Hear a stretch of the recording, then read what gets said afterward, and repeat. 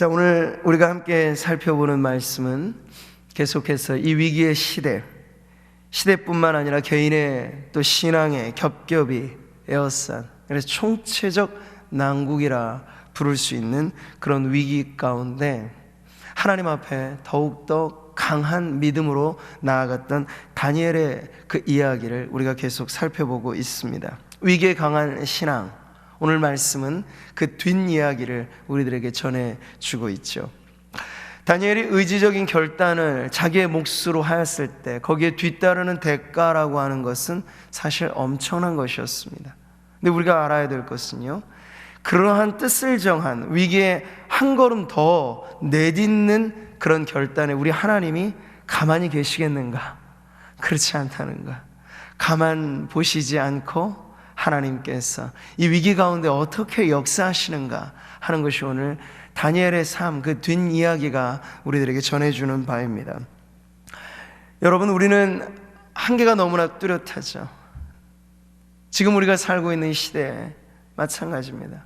많은 사람들은 유토피아를 꿈꾸지만 실제 우리는 곳곳에서 그 정반대 디스토피아라고 말하는 그러한 세상을 경험하고 있어요. 무엇 하나를 극대화시키기 위해 다른 것을 파괴하고 무너뜨리는 것에 대해서 아무런 양심의 가책을 느끼지 않는 죄로 든 세상 사람들이 만들어 놓아 가고 있는 이 세상이 점점 더 어려워지고 영적으로는 더 황폐해지고 있는 것을 우리가 경험하고 있죠. 앞면만이 아니라 여러분 뒷면을 볼 수 있는 시각은 인간에겐 참 부족한 것이지만요, 믿음이란 무엇일까요? 보여지는 면만을 보고 판단하지 않는 것이 믿음입니다. 믿음은 보이지 않는 곳에서 일하시는 하나님의 손길을 보는 눈이라고 할 수 있죠. 오늘 다니엘의 이야기가 우리들에게 보여주는 바는 전면에 나서 있는 그들의 이야기 속에서는 어떤 것 하나 희망이 사실 보여지지 않아요. 이미 나라는 빼앗겼고 성전은 무너졌고 디아스포라, 흩어진 유대인이 되어서 바벨론 강가에 그의 수금을 걸어놓고 시편의 노래가 그렇습니다. 애가를 부르는 그 시절에 말이죠, 하나님은 과연 어디에 계시는가? 믿음의 백성들은 그렇게 외치지 않았겠습니까? 근데 오늘 다니엘의 스토리는요, 하나님이 어디 먼데 계시지 않고 하나님은 언제나 주의 백성들과 함께, 보라 내가 세상 끝날까지 너희와 항상 함께 있으리라 하신 그 말씀대로 두세 사람이라도 주의 이름으로 모인 그곳에 하나님은 함께 하신다는 거예요. 예루살렘으로 말하자면 1500km나 멀리 떨어진 이 바벨론의 소수의 포로민으로 끌려왔던 다니엘과 그 친구들인데 하나님이 어디 멀리 계시지 않고 그들과 함께 계시다고 하는 역사를 지금 하나님께서는 이 절체절명의 위기 가운데 나타내 주신다는 거예요. 그래서 이어지는 역사가 무엇이죠? 전면부에 서 있는 환관장이라고 하는 사람을 하나님이 움직이시는 거예요. 환관장, 그로 말하자면 하나님에 대한 믿음이 없는 사람이에요. 그리고 이 포로를 관리하는 중간 관리자로서 얼마든지 다니엘과 그 친구들의 생사를 쥐고 있는 권한을 갖고, 이 부당한 요구, 그게 있어서는 그렇겠죠. 왕의 명령을 거스르는 요구에 대해서 이런 지하의 것을 거절하는 것과 동시에 그들의 목숨을 그렇게 좌지우지할 수 있는 권한이 바로 환관장이 갖고 있었던 권세인데, 하나님은 그 사람을 통하여 일을 하시는 거예요. 어떻게? 다니엘의 요구가, 그리고 그 친구들의 간절한 바람이 환관장의 마음에 감동을 일으키게 되도록 하신 거죠. 그래서 호의를 베풀며 선대하는 마음을 갖게 하였던 걸 우리가 보았습니다. 이것은 그저 자연적으로 일어난 일이 아니고 보이지 않으나 역사하시는 우리 하나님의 손길이 믿지 않는 자에게까지도 이렇게 나타나신다라고 하는 것을 아주 극적으로 보여주는 내용이라고 할 수 있겠죠.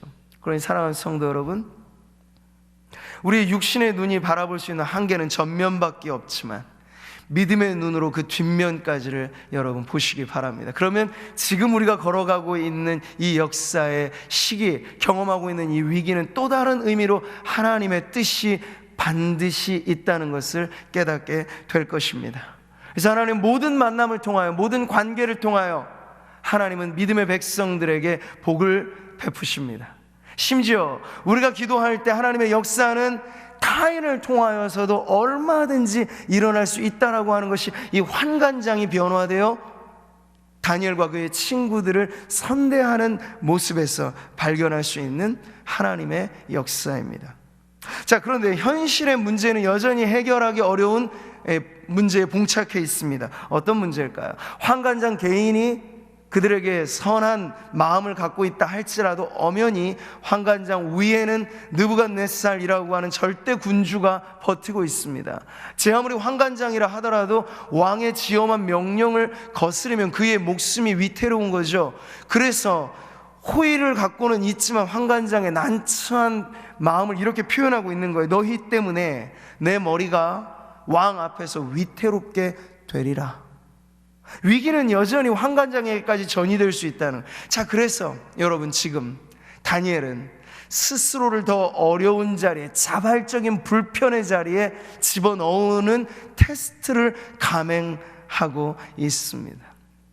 저는 오늘 이 다니엘의 말씀을 보면서 오늘 저와 여러분이 이와 같이 함께 모여 예배함이 우리의 기쁨이고 주일의 예배가 우리 모두에게 가슴 벅찬 감동의 자리임에도 불구하고 우리가 하나님 앞에 이러한 기쁨과 이러한 우리의 만족마저도 스스로 잠시 내려놓는 이유는 뭘까요? 여러분, 다니엘이 환관장을 위하는 마음을 기억하시기 바랍니다. 지금 온 지역에 바이러스뿐만 아니라 포비아, 두려움과 이 염려라고 하는 것, 혐오라고 하는 이 모든 보이지 않는 독소가 더 팽배해지고 있습니다. 대구에서 발발된 이 집단 감염은 여러분, 믿지 않는 사람들은 정통교회와 이단을 크게 구분해낼 줄 몰라요. 그런데 방송 보도에는 그저 교회라고만 되어 있으니 믿지 않는 사람들은 교회가, 그것도 대형 교회가 같이 모이게 되는 것 자체만으로도 두려움을 느끼는 거예요. 이러한 때 우리의 믿음의 만족과 기쁨은 함께함이, 즐거움이 우리의 것이지만 하나님, 잠시 그것마저도 주님 앞에 내어놓고 이 불쌍하고 가련한 이 보이지 않는 바이러스와의 싸움 속에 애달게 살아가고 있는 확진자와 의심자, 그들의 동선 주변에 있는 알지 못하는 불안한 이 모든 것들을 통하여 아파하는 이웃에 대하여 우리가 자그마하게나마 공감할 수 있다면 그게 어떠한 섬김일까요?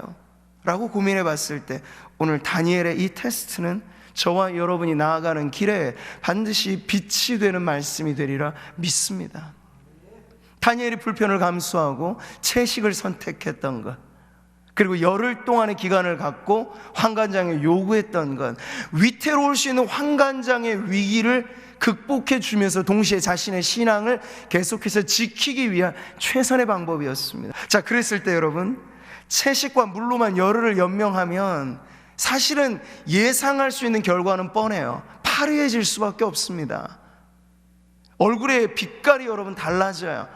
완전 금식이 아니더라도 채식과 물로만 먹고 살아간다고 했을 때 결과가 너무나 뻔한 것인데 여기 기적이 일어나게 되죠.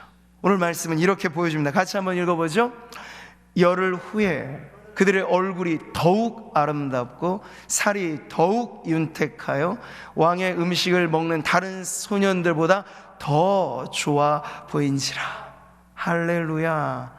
열흘이라고 하는 시간이 경과됐습니다. 하루 이틀 사흘, 여러분, 시간이 지날수록 사실 여기에 적합하게 적응되지 않은 다니엘과 그의 친구들은 사실 신체의 건강이라든지 모든 것이 점점 더 힘들어져가는 꽉 찬 시간이 열흘입니다.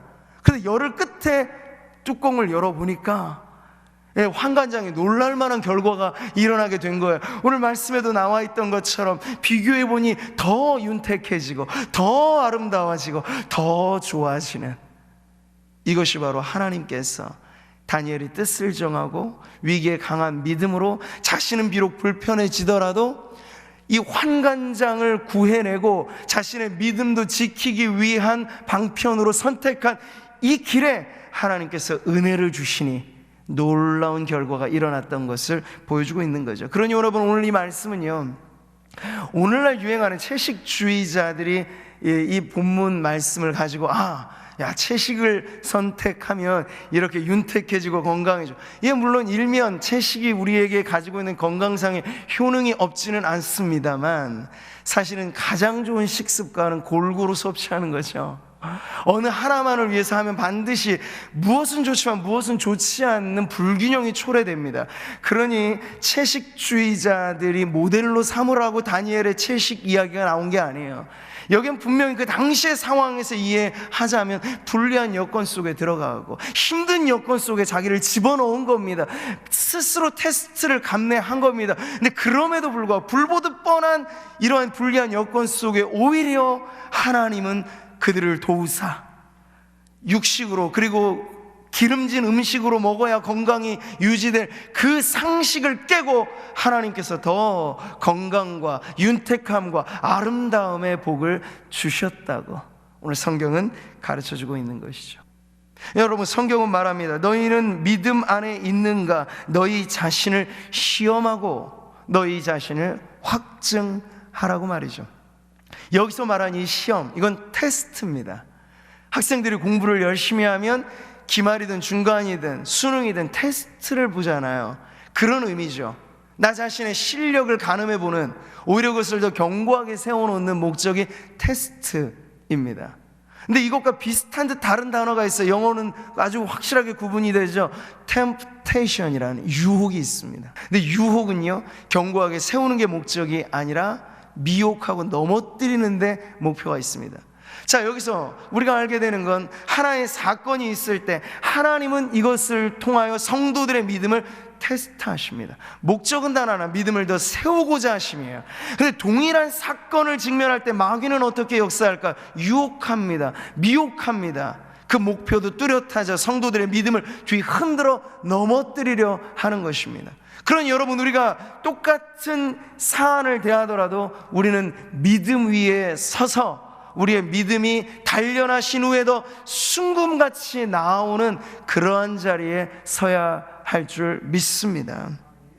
여러분, 오늘 다니엘이 스스로의 믿음을 시험하는 자리에 나아갔을 때 하나님이 주신 그 결과는 너무나 놀라운 축복이었다는 것을 통해서 우리가 무엇을 배웁니까? 위기라고 하는 것은 믿음의 백성들에게 있어서는 평상시보다도 어떤 의미에서는 더 살아계신 하나님의 손길을 경험하는 때가 된다는 걸 오늘 다니엘의 이 사건이 우리들에게 가르쳐주는 바입니다. 여러분, 환관장으로부터 받은 호의라든지 그리고 열흘의 채식 기간을 지나고도 더 건강하고 윤택해진 이 모든 것은 위기에 처한 다니엘이 오히려 이 위기 가운데 더욱 생생하게 경험한 하나님의 손길이었던 것처럼 성경 곳곳에 이와 같은 하나님을 우리들에게 보여줍니다. 여러분, 만약 가정을 해보죠. 어떤 아이가 있어요. 어린아이가 아빠가 아주 유능하고 훌륭한 의사예요. 외과 의사예요.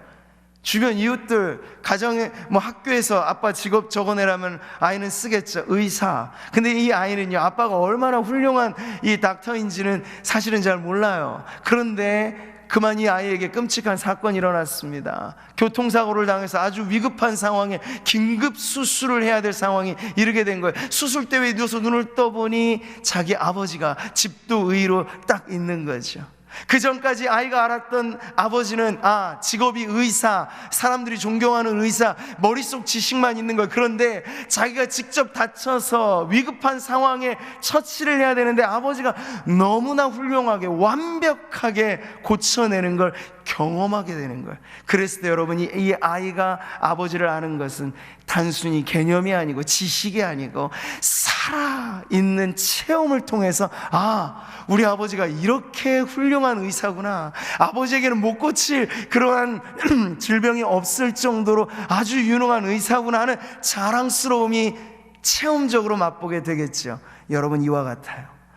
사랑하는 성도들이요, 우리 안의 삶에서는 우리는 평상의 은혜에 대하여 얼마나 무감각하게 지기 쉬운지 모릅니다. 제가 이번에 칼럼도 쓴 것이 이거예요. 우리가 지금 이 시기에 알아야 될 것은 불안과 불감 사이에서 믿음을 지켜야 된다는 것인데, 때때로 우리는 영적인 불감증에 빠지게 될 때가 있어요.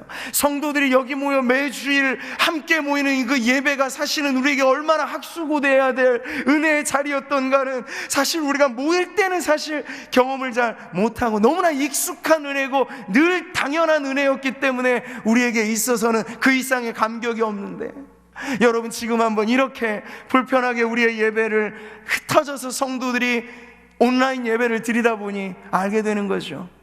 제가 1부, 2부 예배를 마치면서 이 피드백이 막 이렇게 문자를 보내주시는 분들 보니까 그런 이야기를 하시는 거예요. 우리가 함께 모여 예배할 때가 얼마나 귀한 은혜였는가 이제 알겠습니다 라고 말이죠.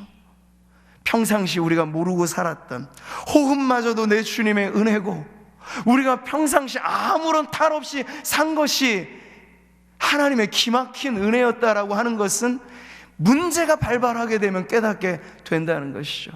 그리고 하나님은 이 위기를 통해서 더욱더 하나님의 진가를 우리가 맛보아 알도록 성경은 말씀합니다. 너희는 하나님의 선하심을 맛보아 알지어다. 머리로만 알았던 하나님이 아니라 이제는 우리의 생생한 삶의 체험으로 하나님은 진정 살아계시고 역사하시는 분이시다는 것을 다니엘이 그랬듯이 저와 여러분 위기를 통하여 더욱 생생하게 맛보는 자리에 나아가시기를 축복합니다. 자, 이렇게 자가 점검 후 검증 완료 판정을 받고 이제 다니엘이 원하고 친구들이 원하는 것처럼 채식으로만 그들이 살아가게 될 것이 허락된 이후, 성경은 하나님께서 이토록 위기에 강한 신앙으로 뜻을 정한 하나님의 백성들에게 어떤 복을 베푸시는가, 이제 뒷이야기는 그런 축복의 행진이 이어지는 걸 보게 됩니다. 단적으로 이 17절의 말씀이 그것을 보여주죠. 같이 한번 읽겠습니다. 하나님이 이 내 소년에게 학문을 주시고 모든 서적을 깨닫게 하시고 지혜를 주셨으니 다니엘은 또 모든 환상과 꿈을 깨달아 알더라.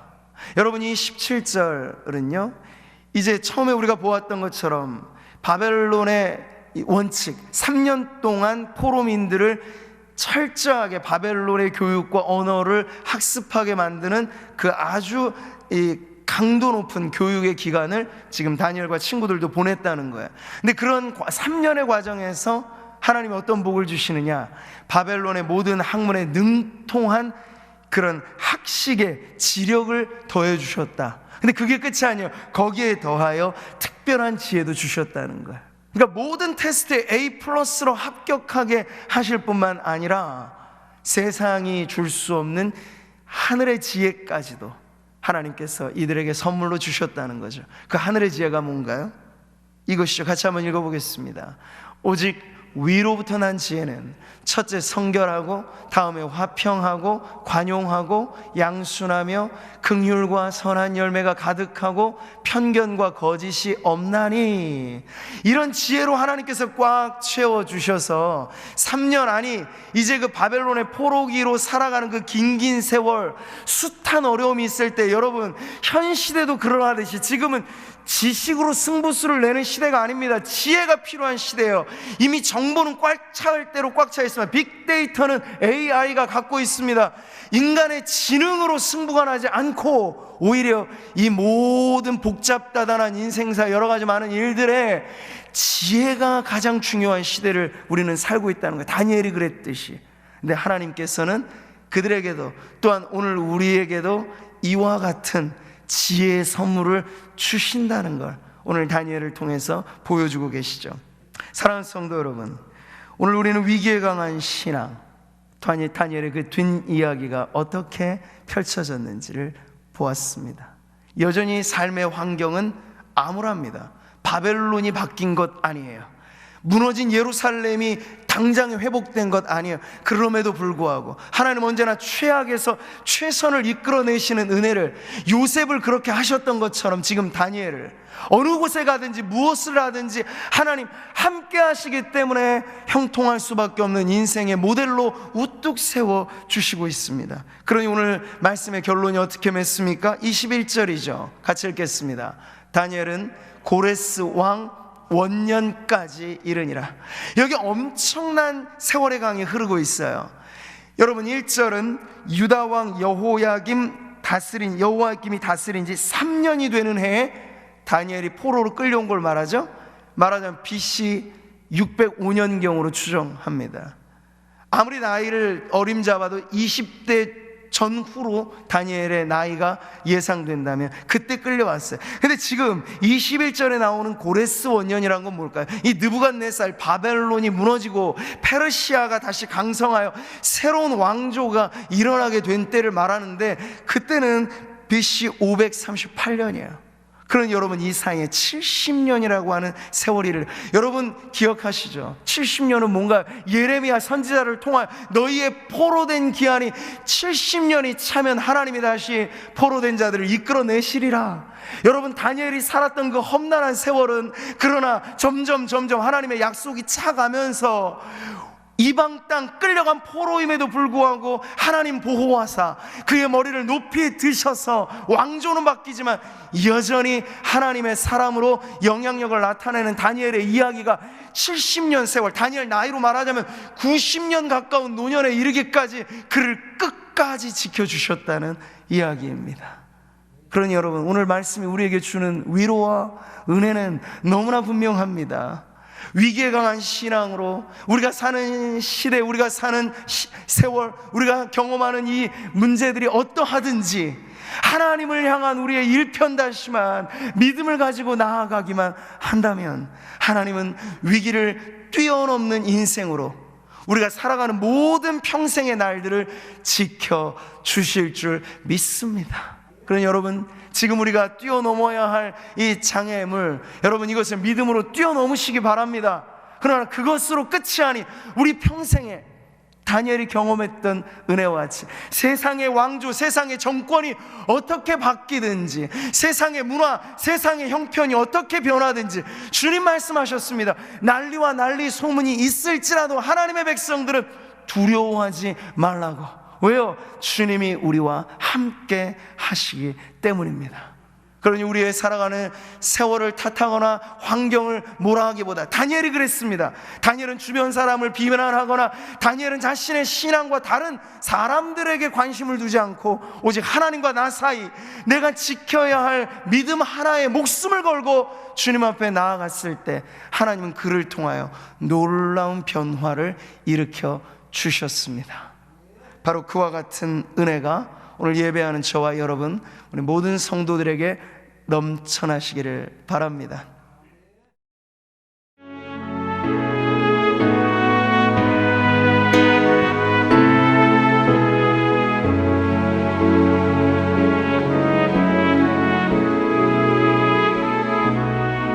주님 앞에 섭니다.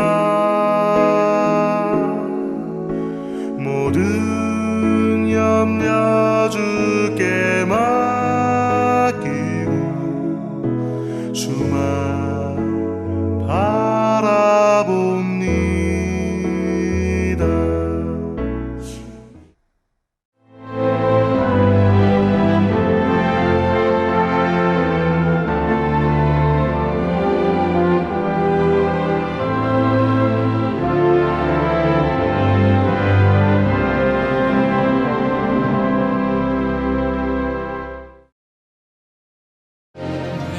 오늘도 CBS와 함께하는 시청자 여러분 안녕하십니까? 경산중앙교회 김종원 목사입니다. 대구 CBS가 40년 만에 낡은 사옥을 전면 보수하는 새사옥 건축에 나섰습니다. 새사옥 건축이 하나님의 뜻 가운데 은혜롭게 추진되기를 간절히 바라며 이 방송을 함께하는 모든 교회와 성도들이 함께 기도하고 협력하고 모금에도 동참해 주시기를 바랍니다. 새사옥에는 반드시 첨단 방송 장비가 필요합니다. 이 일을 위해서 뜻을 모아주시면 감사하겠는데요. 여러분이 정말 이 땅에 허락하신 하나님의 귀한 선교 방송에 도구로 쓰임받을 수 있습니다. 건축 헌금에 동참하기를 원하는 분들은 대구전화 426-8001번으로 문의해 주시기를 바랍니다. 감사합니다.